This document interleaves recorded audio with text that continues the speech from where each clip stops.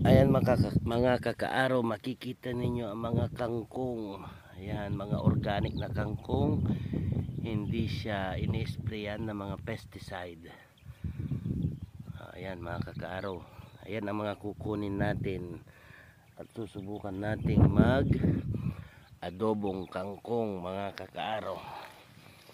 Ayan po, mga organic po yan. Hindi po yan nilalagyan ng mga pesticide o ng mga anumang gamot na pang-spray.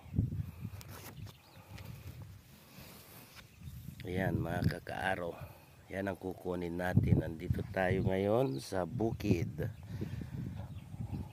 at mangunguha rin din tayo ng papait.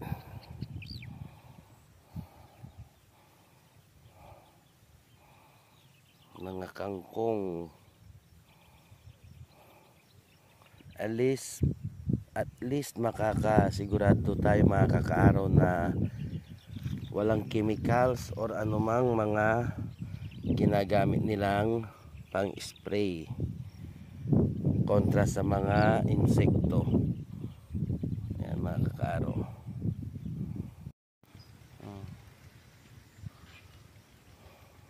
I'm tired na.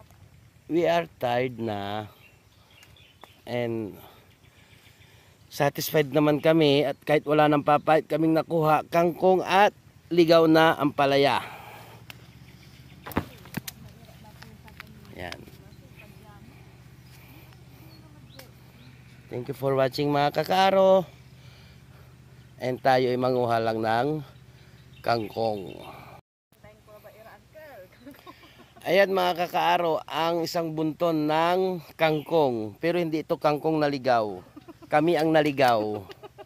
Ayan mga kakaaraw. Kangkong po yan, kangkong. May sitaw na ligaw din dito. Oh, may sitaw na ligaw daw.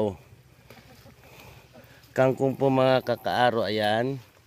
Ganito po kaganda yung kangkong dito sa amin. Organic, walang halong anumang abono o fertilizer. Nasa bubon lang.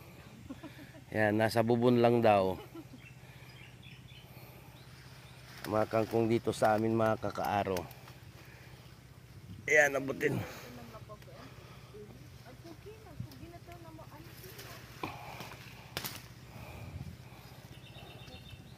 Ayan o mga kakaaraw.